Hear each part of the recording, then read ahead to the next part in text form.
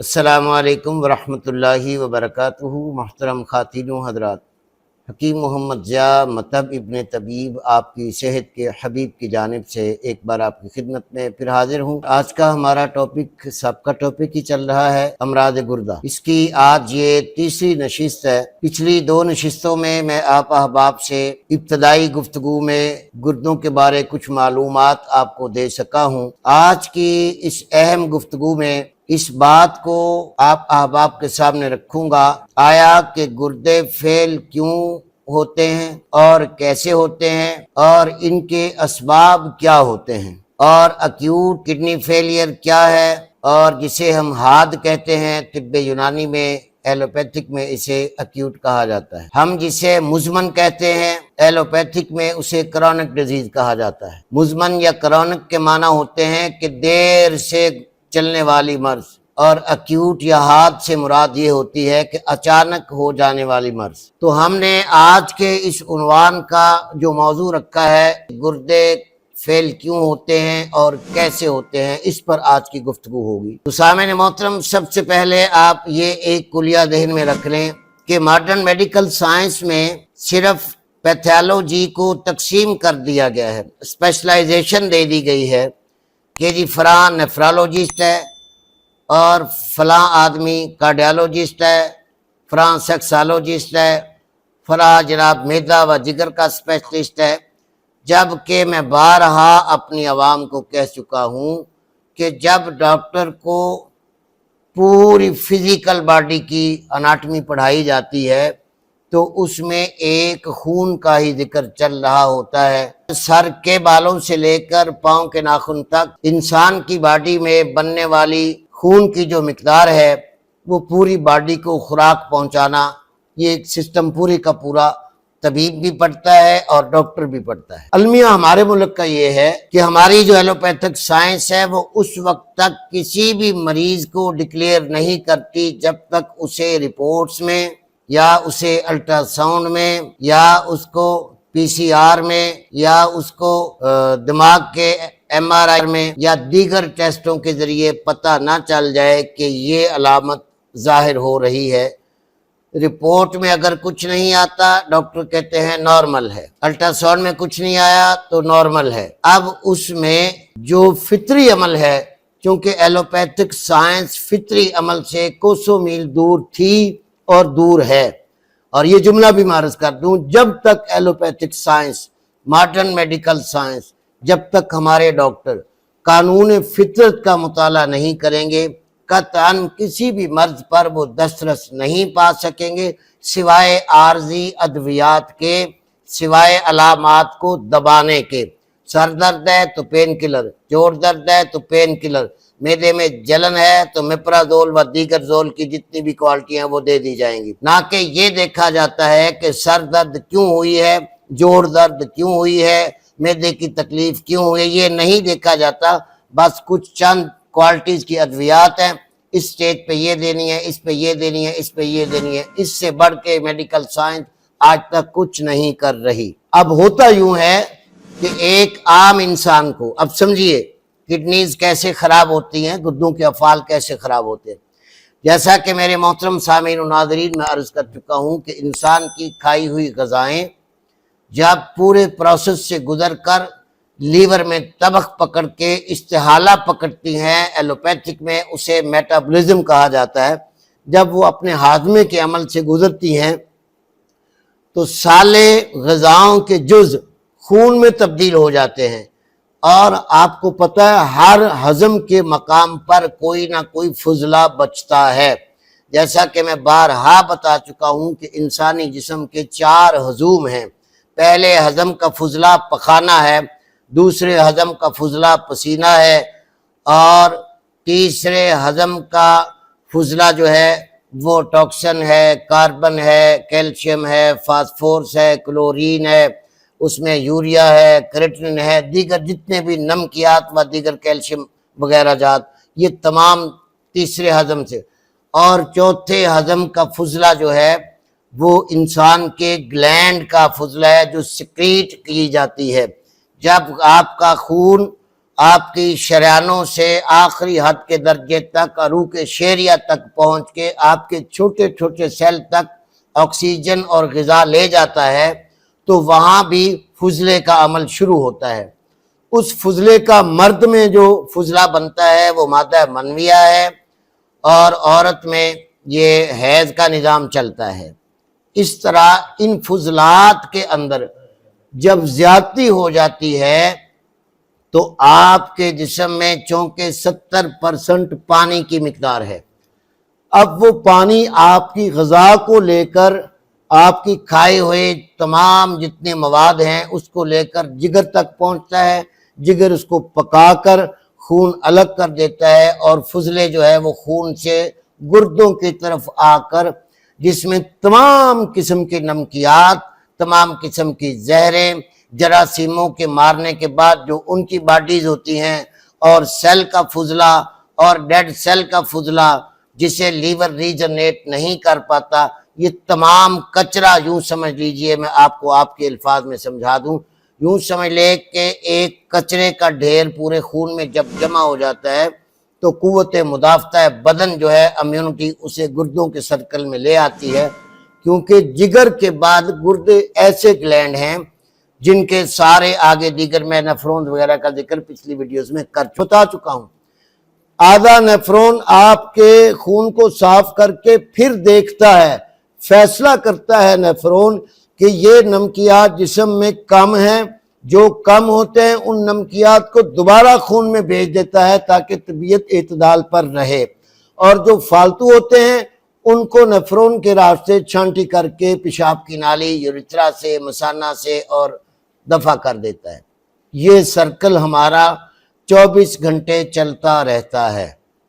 تقریباً ایک صحت مند آدمی کو 24 گھنٹوں میں 1.5 کلو سے لے کر 2 کلو تک پیشاب آنا چاہیے، اور اس پیشاب کا جو فطری رنگ ہے، قدرتی جو رنگ ہے، وہ ہلکا یلو ہونا چاہیے، لائٹ پیلا ہونا چاہیے، ڈارک بھی نہیں ہونا چاہیے اور فل وائٹ بھی نہیں ہونا چاہیے۔ اس کی تفصیل پھر کسی ویڈیو میں آپ کو دوں گا۔ اب یہ گردے جب اس سرکل کو صاف کرتے رہتے ہیں تو اس میں کیا ہوتا ہے، ایلوپیتھک ادویات کے تمام وہ ٹاکسن جمع ہوتے ہیں، خاص طور پہ معدے کی ادویات، پین کلر کی ادویات، دماغی سکون کی مسلسل ادویات، ڈپریشن کی مسلسل ادویات، بلڈ پریشر کی مسلسل ادویات، یا یوں سمجھ لیں کہ ایلوپیتھک میں سوائے مستقل ساری زندگی علاج کے علاوہ کوئی علاج ہے ہی نہیں۔ یہ کھلی بات کر رہا ہوں میں، کسی کا اختلاف نہیں ہے، ایک تھیوری بیان کر رہا ہوں۔ ان کے پاس وقتی مرض کو دبانے کی بہترین ادویات ہیں، لیکن مرض کو تحلیل کرنا، اسے ختم کرنا، اسے واپس اس اعضاء کو اپنی اصلی حالت پر لانا، یہ ایلوپیتھک ادویات میں نہیں ہے۔ یہی وجہ ہے سامعین محترم کہ ساری زندگی کی جو سرکل میں آنے والی دوائیاں ہیں، صبح دوائیاں، دوپہر دوائیاں، شام دوائیاں، دوائیاں در دوائیاں، ٹیسٹ در ٹیسٹ، ایک مرض گئی نہیں، 2 اور آ گئیں، 2 گئی نہیں، 4 اور آ گئیں، ایک دوا ختم نہیں ہوئی، 2 اور شروع ہو گئیں، شام کی شروع ہو گئی، نیند کی شروع ہو گئی، ڈپریشن کی شروع ہو گئی، بلڈ پریشر کی شروع ہو گئی، پین کلر شروع ہو گئی، معدے کی شروع ہو گئی، 10-12 دوائیاں ایک آدمی روٹین میں۔ ہماری ایلوپیتھک کا یہ صحرا ہے کہ وہ ہر گھر کے اندر پڑی ہوتی ہیں۔ اب ان ادویات کا زہر اور دیگر زہر جن کا میں ذکر کر چکا ہوں، ان کا برڈن آپ کے گردوں پر بڑھتا ہے، نیفرون پر بڑھتا ہے، اور پھر یاد رکھیے گا ان زہروں میں آپ کے غذا کے زہر بھی، آپ کے خون کے زہر بھی، آپ کے ٹاکسن بھی، آپ کے کاربن بھی، دیگر بھی کیمیکل سب شامل ہوتے ہیں۔ تو یہ چھوٹے سے پرزے ان کو صاف کرتے ہیں دن رات۔ غذا والا فضلہ تو نکل گیا، اب دوائیاں تو 24 گھنٹے میں کم از کم 4 دفعہ ڈاکٹر کھلاتے ہیں، یا کم از کم 3 دفعہ دیتے ہیں۔ ہیوی سٹرونگ ادویات ہوں تو صبح و شام دے دیتے ہیں۔ تو ان کا کچرا بھی ہمارے گردوں کو صاف کرنا پڑتا ہے۔ محترم خواتین و حضرات، اب یہاں وہ مقام آیا کہ آپ کو میں سمجھا پاؤں کہ جب اتنا کام کرتے کرتے غذا کے اندر زہریں اتنی بن جائیں پہلا پوائنٹ، گردے زیادہ ورک کر کے تھک جائیں یا ان کے نیفرون جالیاں جھلیاں کمزور ہو جائیں تو بھی گردے خراب ہو سکتے ہیں۔ اور اس کے علاوہ جو اکیوٹ کڈنی ڈیزیز ہے، یہ تو میں نے کرونک کا ذکر کیا، اکیوٹ کیا ہے؟ اچانک کوئی ایسا انجیکشن لگ جانا، اچانک کوئی ایسا کیپسول کھا لینا، اچانک کوئی ایسی دوائی کھا لینی کہ جس کا ڈاکٹر کو علم نہیں تھا کہ اس کے گردے پہلے کمزور ہیں۔ اب اس مریض نے گردوں کی دوائی تو لینے وہ آیا نہیں، اس نے تو وقتی اکیوٹ ڈیزیز کے لیے کوئی دوا لے لی، وہ دوا ڈاکٹر صاحب نے آپ کو انتہائی تیز اور کیمیکلی اور انتہائی تیز تیزابات سے بنی ہوئی، جس کا نام سٹیرائڈ ہے، کیونکہ دنیا میں کہیں بھی کوئی سٹیرائڈ بغیر تیزاب کے نہیں بنتی، اگر بنتی ہیں تو کوئی ڈاکٹر میری اصلاح ضرور کر دے۔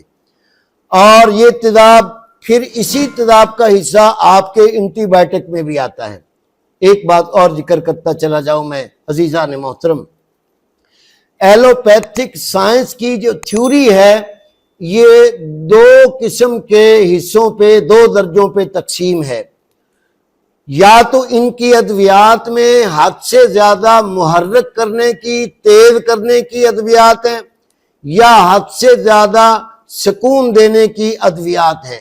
یہ دو کوالٹیز آف میڈیسن ایلوپیتھک ادویات میں یوز کی جاتی ہیں، چاہے وہ امریکہ سے پڑھ کر آنے والا پروفیسر ہو، چاہے وہ لاہور میڈیکل کالج سے پڑھ کر بننے والا ڈاکٹر ہو، چاہے وہ نیفرالوجسٹ ہو، چاہے وہ یورالوجسٹ ہو، چاہے وہ ہارٹ اسپیشلسٹ ہو، چاہے وہ برین اسپیشلسٹ ہو، میدا جگر تمام اسپیشلائزیشن جو ہیں ان میں جتنی ادویات استعمال ہوتی ہیں، یا تو بلڈ کے سرکل کو، اعصاب کو انتہائی تیز کر دیتی ہیں یا انتہائی سست کر دیتی ہیں۔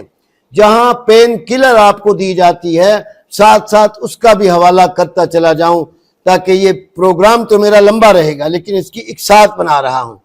اب پین کلر جو ایلوپیتھک نے بنائی ہے، ہائیڈرو کلوروک ایسڈ جو ہے پین کلر میں زیادہ یوز ہوتا ہے۔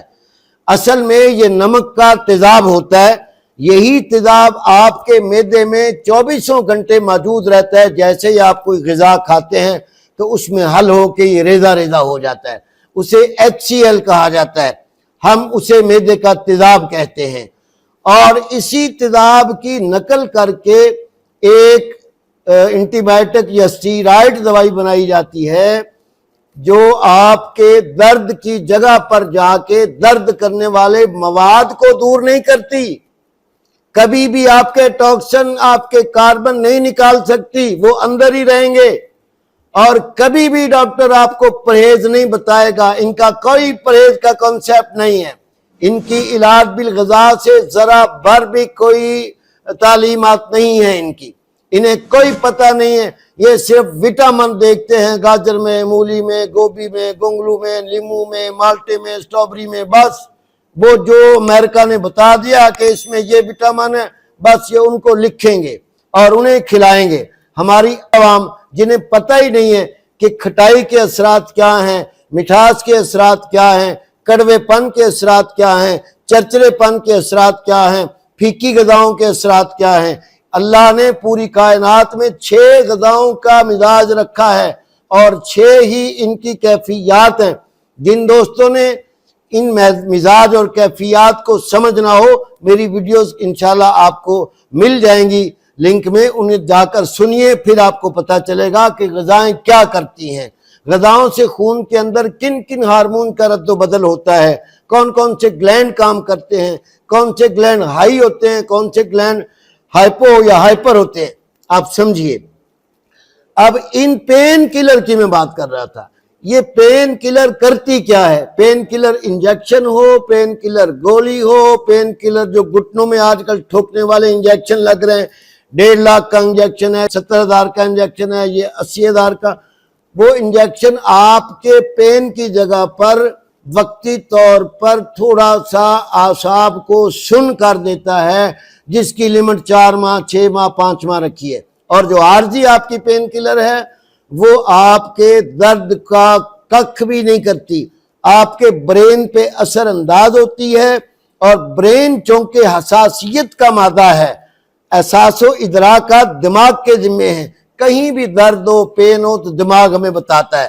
اگر میں ابھی اپنے ہاتھ پہ چٹکی یہ کاٹی مجھے پین ہوا تو یہ مجھے دماغ نے بتایا ہے۔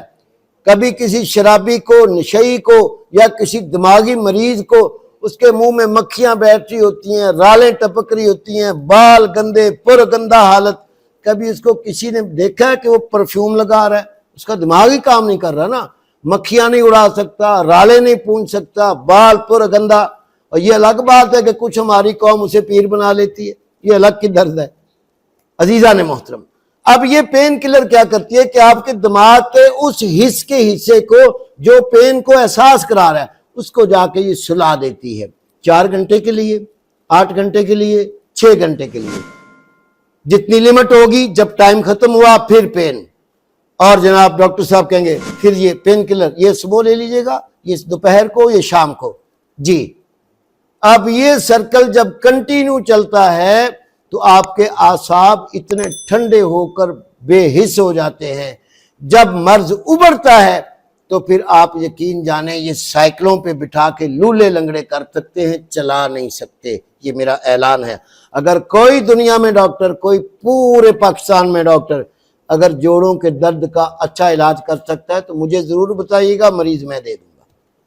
سامعین محترم، بات پھر لمبی ہو گئی، عرض آخری کرتا ہوں کہ یہی ادویات اب آگے آ جائیں حکیم حضرات جو بے وجہ کشتہ دیتے ہیں، بلا وجہ کشتہ شنگرف اور کشتہ سملفار اور جناب دیگر معدنیات بغیر تحقیق کے، تیر تکے کے، پینس کی طاقت، مردانہ قوت کے نام پر جو اندھی قوم لٹ رہی ہے ان حکیموں سے، ان کو بھی یہ علم نہیں ہوتا کہ یہ میرا کشتہ بھی گردوں کے راستے سے نکلنا ہے۔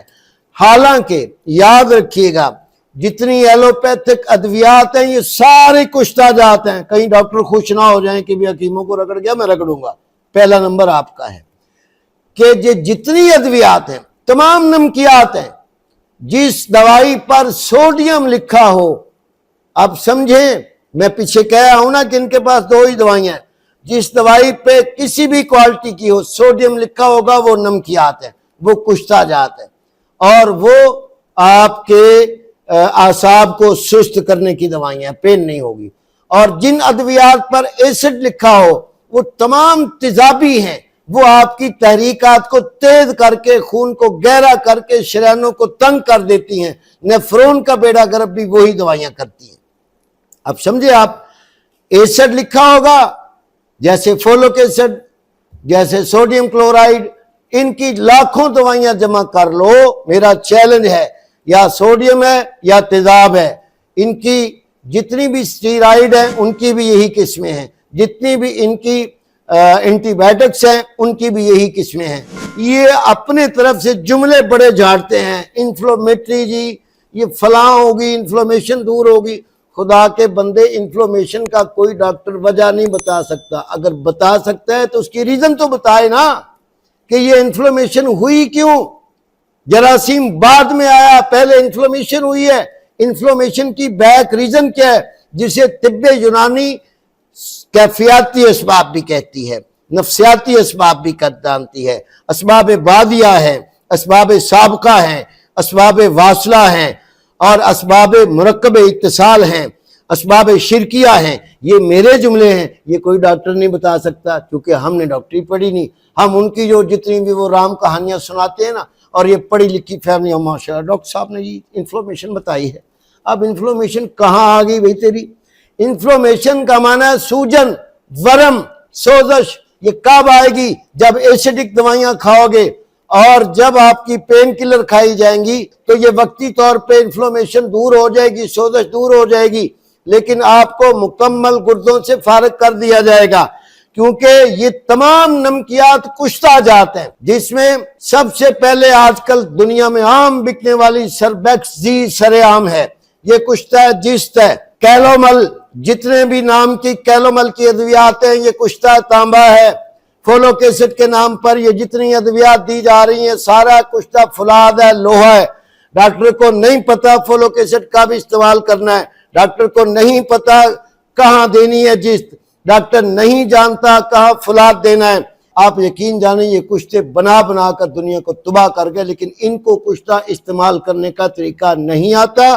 میں کشتوں کے خلاف نہیں ہوں، لیکن ان حکیموں کے خلاف ہوں جو بلا جھجک نوجوانوں کو کشتے کھلائے جا رہے ہیں۔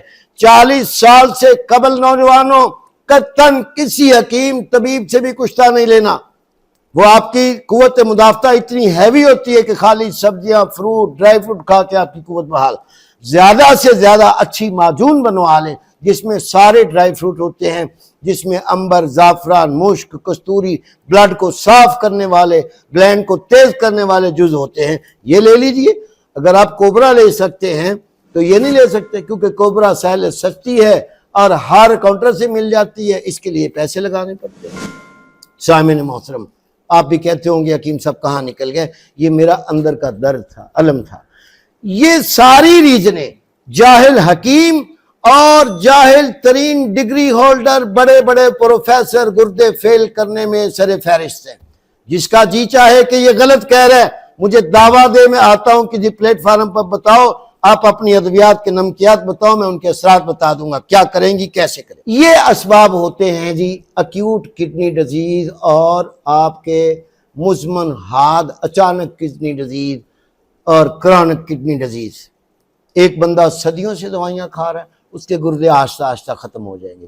ایک بندہ اچانک کوئی انجیکشن، ٹیکہ، گولی ماشاءاللہ کھا گیا، اس کے گردے خراب ہو جائیں گے۔ پچھلے دنوں ایک دوست پتہ نہیں کیوں کہانی سنا رہے تھے کہ کہیں کا کوئی ایک مریض تھا، اس نے اچانک پتہ نہیں کیوں ایک کیپسول کھایا ہے اور 21 دن وہ آغا خانم ہاسپٹل کراچی رہا ہے، اور 21 دن کے بعد انہوں نے کہا جی اب یہ مستقل پاگل ہو چکا ہے، اس کا دماغ ٹھیک نہیں ہو سکتا، اسے گھر لے جائیں۔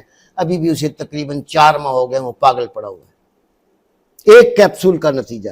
اسے کہتے ہیں acute kidney disease, acute brain haemorrhage, acute فالج۔ ایسے نہیں ہوتے۔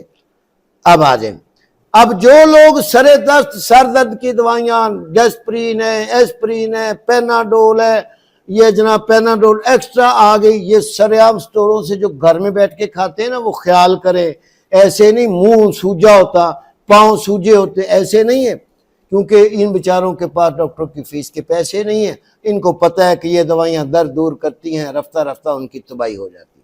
تو عزیزان محترم، اب آگے آ جائیں، کہ ویڈیو کچھ لمبی ہو گئی، معذرت خواہ۔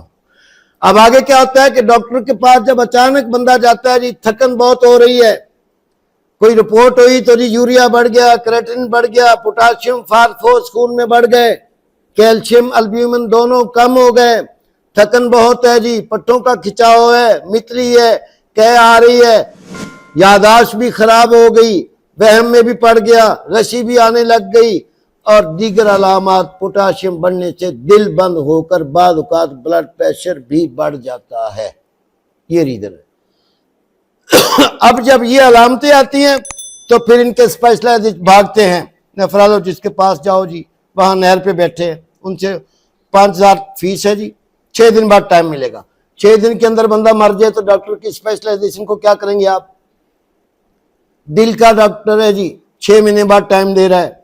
میں بڑی پرانی بات سنا رہا ہوں آپ کو، لطیفہ سنا دوں۔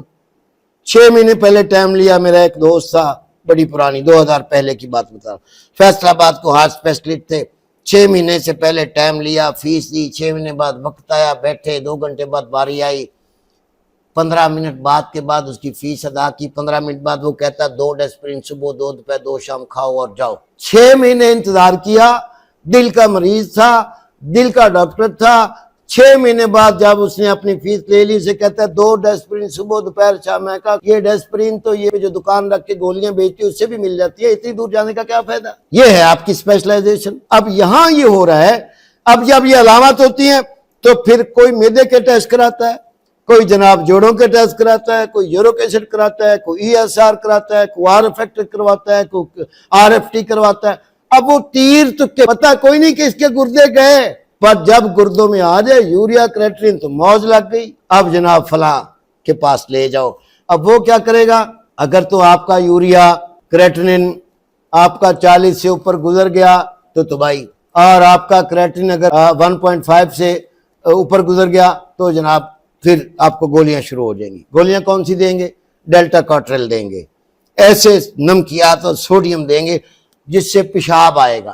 اچھا یہ دیکھیں، ان یورالوجسٹ کو یہ علم نہیں ہے، ان نیفرالوجسٹ کو یہ علم نہیں ہے کہ گردوں کے نیفرون تو بند ہو گئے، یوریا بڑا کب، کریٹنن بڑا کب، جب نیفرون نے کام چھوڑا۔ اب آپ جو پیشاب لانے کی دوائی دے رہے وہ اس کے جسم کے ورم کو بڑھائے گی یا کم کرے گی؟ پیشاب کہاں سے لاؤ گے؟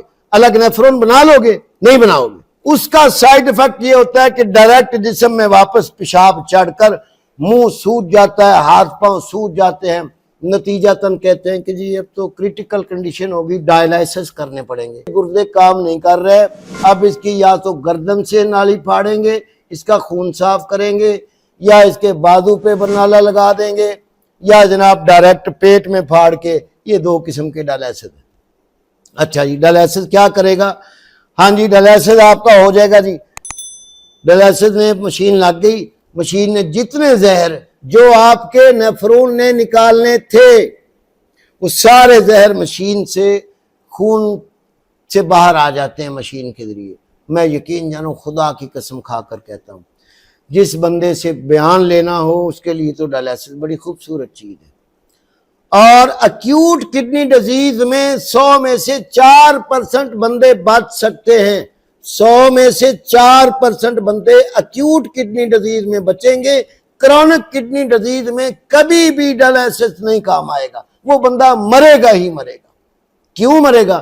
میں نہیں کہہ رہا، ساری دنیا کہہ رہی ہے۔ جب آپ کے پرزے صفائی والے ہی بند ہو گئے، آپ کا نیفرون جل گیا، سکڑ گیا، پھول گیا، گل گیا، آپ نے جتنی اینٹی بائیوٹک دی، جتنی معدے کے میپرازول دیے، جتنی دردوں کی دوائیاں دیں، اور جاہل حکیموں نے جتنے کشتے کھلائے سارے رگڑا لگا گئے۔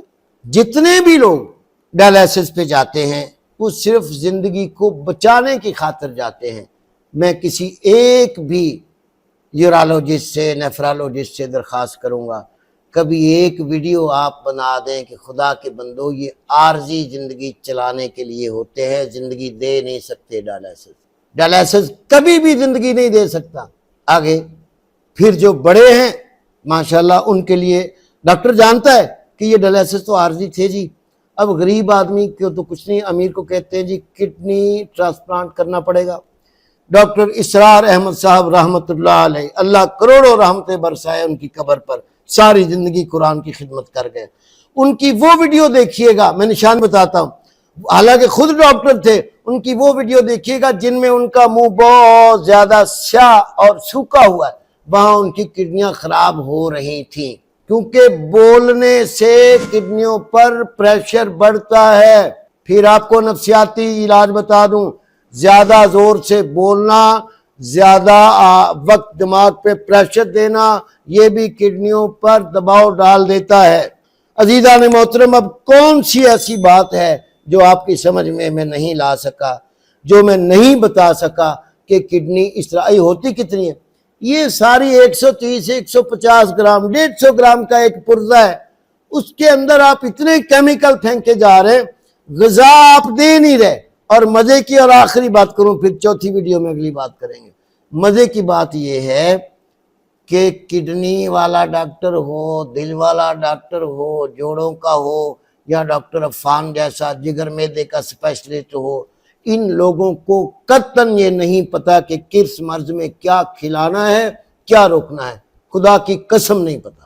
اور جس کو یہ بری لگے میرے ساتھ آ جائے، بیٹھ کے ٹاک کرے، میں خادم حاضر ہوں آپ کا، میں بتاؤں گا کون سا پھل کیا کر سکتا ہے کیا نہیں۔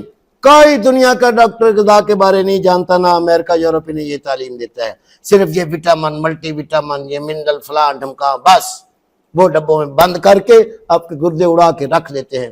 السلام علیکم ورحمۃ اللہ وبرکاتہ۔